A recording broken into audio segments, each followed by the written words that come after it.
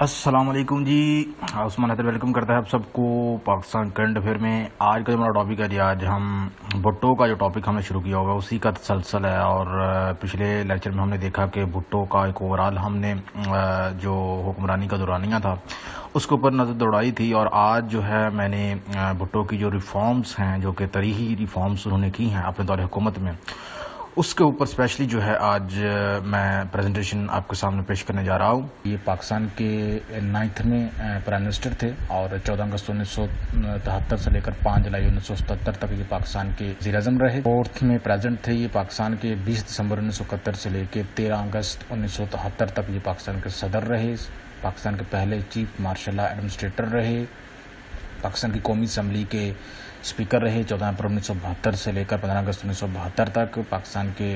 وزیر خارجہ کے طور پر کام کرتے رہے ذوالفقار علی بھٹو کے دور میں 15 جون 1963 سے لے کے 31 اگست 1966 تک۔ 5 جنوری 1928 کو یہ سندھ کے شہر لاڑکانہ میں پیدا ہوئے۔ 4 اپریل کو 1979 میں ان کی موت ہوئی۔ سب سے پہلے میں آپ کو بتاتا چلوں کہ ذوالفقار علی بھٹو نے جو ہے 1 جنوری 1972 کو قوم سے خطاب کرتے ہوئے ملک میں بڑے پیمانے پر اصلاحات ہیں تقریباً تمام شعبوں میں، like economic reforms, industrial reforms, nationalisation reforms, education reforms, foreign policy reforms, almost تمام شعبوں میں بڑے پیمانے پر ریفارمز لانے کا اعلان کیا۔ اور پاکستان جو کہ ایک پہلے دن سے ہی کیپٹلزم کے موڈ کو اپنائے ہوئے تھا اور چل رہا تھا، 1947 سے لے کر 1972 تک ذوالفقار علی بھٹو اس کیپٹلزم سسٹم کے سامنے مزاحمت کرتے ہوئے سامنے آئے، اور انہوں نے اس کیپٹلزم سسٹم کے خلاف طبل جنگ بچانے کا اعلان کیا۔ اور میں آپ کو بتاؤں کہ ان کو پھانسی ہوئی اس کی وجہ بھی صرف یہی تھی کہ انہوں نے بڑے بڑے جگیرداروں، بڑے بڑے صنعت کاروں، بڑے بڑے بیوروکریٹس، بڑے بڑے جرنیلوں، بڑے بڑے ججز، یعنی کہ جتنے بھی بڑے بڑے لوگ ہیں سب کو انہوں نے دن میں تارے دکھا دیے، تو اسی وجہ سے ان کو پھانسی بھی ہوئی۔ لیکن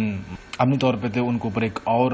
مقدمہ تھا، لیکن انڈائریکٹلی جو ہے میں سمجھتا ہوں کہ ان کو اس لیے پھانسی ہوئی کہ انہوں نے غریب کے لیے آواز اٹھائی۔ بڑے لیڈر تھے، بڑی ضرورت مندانہ قیادت تھی ذوالفقار علی بھٹو کی۔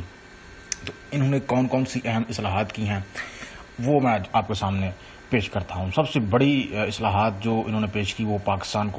کا قومی آئین دیا، کانسٹیٹیوشن دیا پاکستان کو۔ پاکستان جو کہ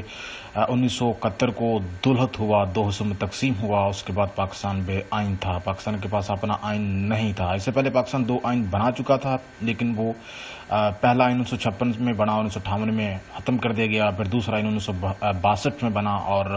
وہ بھی جب پاکستان ٹوٹ گیا تو اس آئین کا بھی خاتمہ ہو گیا۔ تو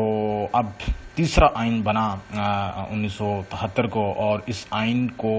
بنانے میں جو بیسک آئیڈیا تھا وہ ذوالفقار علی بھٹو تھا۔ ذوالفقار علی بھٹو نے 73 کا آئین پاکستان کو دیا، اور اسی آئین کے تحت پاکستان میں جو نظام حکومت ہے اس کا بھی فیصلہ کیا گیا، کیونکہ 1962 کا جو آئین تھا اس میں اتفاق رائے نہیں تھا۔ جو مشرقی پاکستان تھا اس طرف کے لوگ جو تھے یا اس طرف جو پولیٹیشنز تھے ان کی اس میں کچھ اور انپٹ تھی، مغربی پاکستان کے جو لوگ تھے یا پولیٹیشین تھے ان کی اور آؤٹ پٹ تھی۔ ویسے بھی کافی زیادہ تنازعات رہے، لائک 1962 کا جو آئین بنایا گیا زبردستی فوجی حکومت نے بنایا، اور اس میں انہوں نے پاکستان کو صدارتی نظام دیا، لیکن مشرقی پاکستان میں اس کو ناپسند کیا گیا۔ یہی وجہ تھی کہ مشرقی پاکستان میں جو ہے مغربی پاکستان کے حوالے سے نفرت بڑھتی گئی، علاوہ پکتا گیا۔ بہرحال ذوالفقار علی بھٹو کے آئین کی ہم بات کریں تو 1973 میں انہوں نے جو آئین دیا اس کے تحت پاکستان کو پارلیمانی نظام سسٹم دیا گیا، یعنی کہ یہاں پہ جو ایک پارلیمنٹ ہوگی، سینٹ ہوگا، اور الیکٹڈ جو عوامی نمائندگان ہیں وہ حکومت کریں گے، اور حکومت کی جو پاور ہے وہ وزیر اعظم کے پاس ہوگی۔ دوسری بڑی پالیسی جی اکنامک ریفارمز،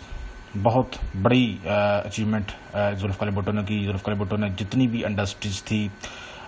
قومی لیول پہ ان کو نیشنلائز کرنے کا ارادہ ظاہر کیا، کیونکہ ذوالفقار علی بھٹو جان چکے تھے کہ پاکستان اس سے پہلے بھی دولت ہوا ہے۔ اس کی وجہ یہ ہے کہ جو وسائل ہے ان کی ان ایکول ڈسٹریبیوشن جاری تھی، جو امیر تھا وہ امیر ہوتا جا رہا تھا اور جو غریب تھا وہ غریب ہوتا جا رہا تھا۔ امیر کا تعلق ایلیٹ کلاس سے تھا اور غریب کا تعلق تو بالکل بھی نچلی کلاس سے تھا۔ تو اس طرح سے انہوں نے یہ بانپ لیا کہ اب جو کیپٹلزم والا سسٹم ہے جس کو اڈاپٹ کیا گیا ہے پاکستان کی جانب سے، اور اس سسٹم کو ہم نے ختم کرنا ہے۔ ہم ناظرین میں آپ کو بتاؤں کہ جب پاکستان معرض وجود میں آیا تو دو بلاک تھے پاکستان کے سامنے، ایک طرف کیپٹلزم کا بلاک تھا جس کو ریپرزینٹ امریکہ کرتا تھا، جبکہ دوسری طرف سوشلزم کا بلاک تھا جس کو ریپرزینٹ USSR کرتا تھا۔ تو حکومت پاکستان نے اس وقت جو ہے کیپٹلزم والے بلاک میں شمولیت اختیار کی، یعنی کہ امریکہ کے بلاک میں شمولیت اختیار کی، اور پاکستان میں بھی کیپٹلزم کا سسٹم جو ہے نافذ کیا۔ کیپٹلزم کا آپ کو پتہ ہے کہ جس میں سرمایہ کاروں، صنعت کاروں اور بڑے بڑے جو جگیردار ہیں یا جو بڑے بڑے سرمایہ دار ہیں ان کے ہاتھوں میں ارننگ ہوتی ہے، میجورٹی جو ارننگ ہوتی ہے ان کی جیبوں میں جاتی ہے، جبکہ جو چھوٹے اجرتی لوگ ہوتے ہیں، جو کام کرنے والے ہوتے ہیں، ورکرز ہوتے ہیں، ان کو بہت ہی معمولی دی جاتی ہے، جس سے اپنا جو معیار زندگی ہے وہ پیدا کرنا تو دور کی بات، وہ زندگی کا جو بیسک نیڈ ہے اس سے وہ محروم رہتے ہیں۔ تو یہ کیپٹل سسٹم ہے، جبکہ سوشل سسٹم جو ہے اس میں جتنے بھی غیر سرکاری شعبہ جات ہوتے ہیں ان کو گورنمنٹ اپنی سیکورٹی میں لیتی ہے، اور جو نیشنل سورسز ہیں ان کی ایکول ڈسٹریبیوشن ہوتی ہے، اور اس میں جو غربا ہے، جو نچلا طبقہ ہے، ان کو اوپر اٹھایا جاتا ہے، اور ان کی تمام جو خواہشات ہیں یا ان کی جو بیسک لائف ہے یا ان کا جو معیار زندگی ہے اس کو بلند کرنے کے لیے بھی ایکول کوششیں کی جاتی ہیں گورنمنٹ لیول پہ۔ تو بھٹو گورنمنٹ نے بہت سیکٹرز میں جو ہے اصلاحات کی، نیشنلائز کر دی انڈسٹریز، 3 فیزز میں انہوں نے انڈسٹریز کو نیشنلائز کیا۔ پہلے فیز میں 1972 میں انہوں نے نیشنلائز کیا اسٹیل مل کو، کیمیکل انڈسٹری کو، سیمنٹ انڈسٹری کو، جبکہ 1974 میں انہوں نے جتنے بھی پاکستان کے بینکس تھے ان کو نیشنلائز کر دیا، جبکہ اس کے بعد تیسرے فیز میں انہوں نے جتنی بھی ملک کی فلاور ملز تھیں، رائس ملز تھی، کاٹن ملز تھی، سب کو نیشنلائز کر دیا، مطلب قومی تحویل میں لے لیا۔ تو ایسا کرنے کے بعد پھر انہوں نے لیبر ریفارم جو ہے انٹروڈیوس کروائیں۔ لیبر ریفارمز میں انہوں نے لیبرز کے لیے جو ہے سہولیات پرووائڈ کی۔ لیکن جب گورنمنٹ نے جتنے بھی بڑے کارخانے، انڈسٹریز، فیکٹریز کو اپنی تحویل میں لیا، قومیت میں لیا، تو اس سے ایک نیگیٹو پہلو بھی سامنے آیا۔ نیگیٹو پہلو یہ سامنے آیا کہ جو انویسٹرز تھے انہوں نے پاکستان میں انویسٹ کرنا چھوڑ دیا۔ اس طرح سے پاکستان کی جو اکانومی ہے اس کے اوپر یہ برا اثر پڑا، لیکن اس کا جو اچھا اثر تھا وہ یہ تھا کہ اس سے غربت میں واضح طور پر کمی ہوئی، اور جو نچلا طبقہ تھا وہ اوپر اٹھا، ان کے جو حقوق ہیں ان کو جو ہے پروٹیکشن فراہم کی گئی غربا نے، اور جو اجرت پہ کام کرنے والے مزدور، لیبر، اور جو لینڈ لارڈ اور زمیندار اور بڑے بڑے جگیرداروں کے جائیدادوں پہ جو لوگ کام کرتے تھے ان کو حقوق فراہم کیے گئے، اور انہوں نے جو ہے ان کو احساس تحفظ جو ہے ان کو محسوس ہوا۔ جو لیبرز کام کر رہے تھے فیکٹریز میں ان کے لیے ٹریڈنگ یونینز بنائی گئیں تاکہ جو مزدوروں کے حقوق ہیں ان کی آواز جو ہے وہ بن سکیں، ان کی ریپرزینٹیٹیو بن سکیں۔ یہ جو آج کل ہم مختلف اداروں میں یونینز دیکھتے ہیں، یہ ذوالفقار علی بھٹو نے اس کا حق جو ہے وہ پرووائڈ کیا لیبرز کو جو کام کرتے ہیں فیکٹریز میں، کارخانوں میں۔ یہی نہیں، لیبرز کو بونس دیے گئے، ان کے لیے بونس کا اعلان کیا گیا، ان کے بچوں کو تعلیم دی گئی اسپیشل اچھے اداروں میں۔ اگر دوران کام کسی لیبر کو کوئی حادثہ درپیش ہوتا تھا تو اس کے بعد جو نوکری ہے اس کے بیٹے کو فراہم کی گئی۔ کوئی زخمی ہوتا تھا اگر کوئی مزدور کام کرتے ہوئے تو اس سے علاج معالجے کی سہولت پرووائڈ کی گئی۔ کل ملا کے یہ جو سسٹم تھا یہ نچلے طبقے کے لیے اہم تھا۔ اگرچہ اس میں جو ہماری جی ڈی پی ہے اس میں کوئی اچھی خاصی بڑھوتری نہیں ہوئی ذوالفقار علی بھٹو کے دور میں، لیکن یہ ہے کہ جو نچلا طبقہ ہے ان کی آواز بلند ہوئی، ان کے لیے سہولت پرووائڈ ہوئی، ان کے حقوق کو عام کیا گیا، کیونکہ ذوالفقار علی بھٹو جو ہے ان کا ایک نظریہ ہی سوشلزم تھا۔ وہ ان کی جو پارٹی ہے پاکستان پیپلز پارٹی، اس کی بنیاد ہی روٹی کپڑا اور مکان پہ رکھی گئی، اور اسی سلوگن کو مد نظر رکھتے ہوئے انہوں نے سوشلزم کی بنیاد پر جو ہے اپنی پالیسی مرتب کی اور اصلاحات کی، جس کا مقصد چھوٹے لوگوں کو اوپر اٹھانا تھا، ان کو بڑے طبقات کے ایکول جو ہے ان کو بھی سہولیت پرووائڈ کرنی تھی۔ تیسری بڑی انہوں نے ریفارم انٹروڈیوس کروائی وہ تھی جی لینڈ اینڈ ایگریکلچر۔ لینڈ کا تعلق چونکہ بڑے بڑے جگیرداروں، لینڈ لارڈ، زمینداروں، وڈیروں سے تھا، تو ان کے پاس بڑے ہزاروں لاکھوں ایکڑ میں زمین تھی۔ تو ذوالفقار علی بھٹو نے کیا کیا کہ ان کے پاس جو کام کرنے والے ورکرز تھے وہ زمینیں ان کو جو ہے ڈسٹریبیوٹ کر دی ایکولی، اور انہوں نے یہ لمٹ رکھ دی کہ کوئی بھی جو ہے وہ 150 ایکڑ اراضی جو ہے اریگیٹڈ، جبکہ 300 ایکڑ اراضی نان اریگیٹڈ، یہ اتنی زمین رکھ سکتا ہے، اس سے زیادہ وہ زمین آن نہیں کر سکتا۔ اس سے زیادہ جو زمین جس کے پاس ہوتی تھی وہ نچلے طبقے کو اور وہاں پہ کام کرنے والے ورکروں کو تقسیم کر دی گئی، جبکہ ایگریکلچر جس کا تعلق بھی لینڈ سے ہی ہے، اس میں انہوں نے کسانوں کو بہت زیادہ سہولیات پرووائڈ کی۔ کسانوں کو زرعی آلات کی خریداری کے لیے گورنمنٹ کی طرف سے فیسیلیٹیٹ کیا گیا، گورنمنٹ کی طرف سے سستی جو ہے آلات فراہم کیے گئے، ٹریکٹر کی خریداری، مشینری کی خریداری، ہارویسٹنگ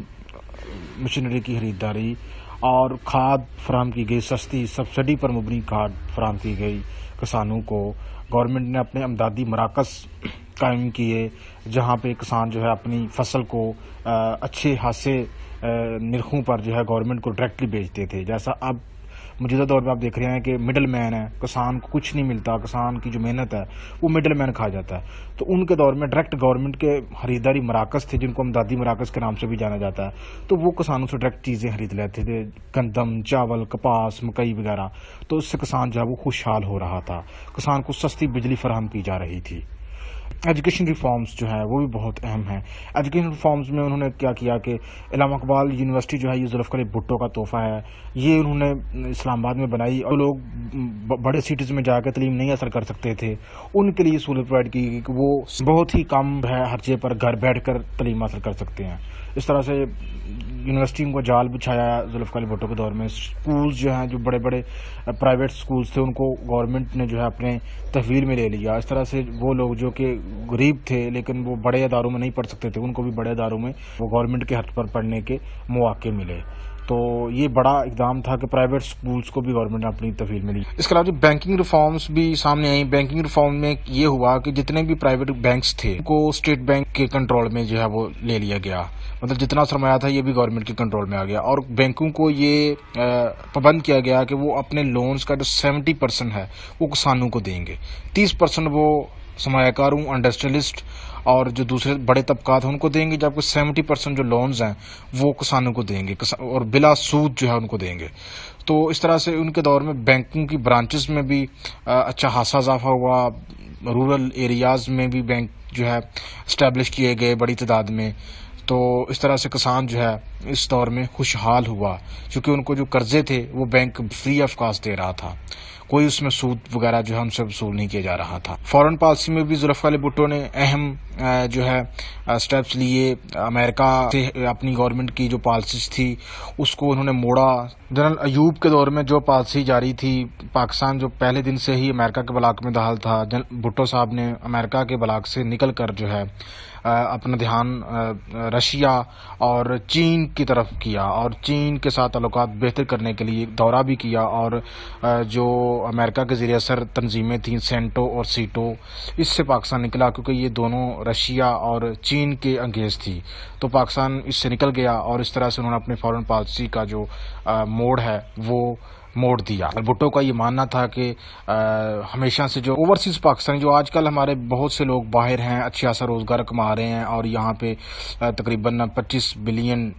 سالانہ ریمیٹنسز بھیج رہے ہیں، اس کا سہرا بھی ذوالفقار علی بھٹو کو جاتا ہے۔ انہوں نے پاسپورٹ کی ریفارمز، لوگوں کو پاسپورٹ کا حقوق دیے، اور لوگوں کے لیے مڈل ایسٹ کے ممالک میں جابز پیدا کرنے کے لیے ان ممالک کے ساتھ معاہدے کیے، اور تقریباً خیبر پختونخوا سے 35,000 کے قریب ورکر جو ہے وہ